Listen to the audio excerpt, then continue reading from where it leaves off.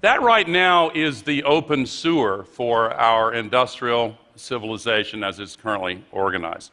We are spewing 110 million tons of heat-trapping global warming pollution into it every 24 hours. Free of charge, go ahead.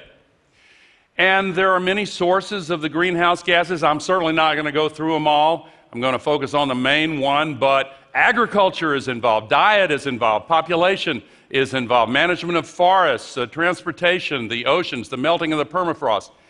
But I'm going to focus on the heart of the problem, which is the fact that we still rely on dirty carbon-based fuels for 85% of all the energy that our world burns every year. And you can see from this image that after World War II, the emission rates started really accelerating.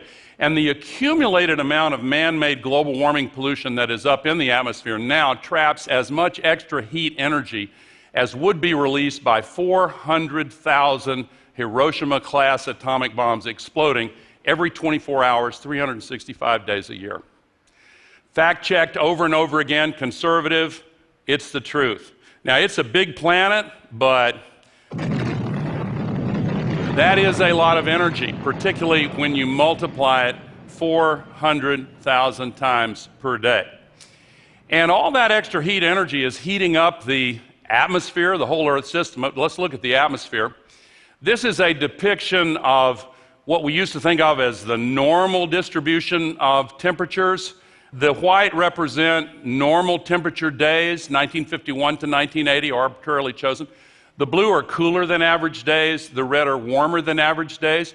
But the entire curve has moved to the right in the 1980s, and you'll see in the lower right-hand corner the appearance of statistically significant numbers of extremely hot days. In the 90s, the curve shifted further, and in the last 10 years, you see the extremely hot days are now more numerous than the cooler than average days. In fact, they are 150 times more common on the surface of the Earth than they were just 30 years ago.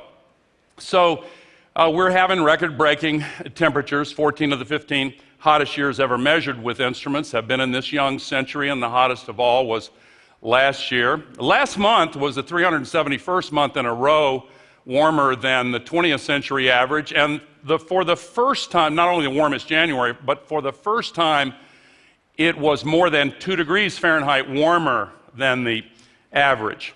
These higher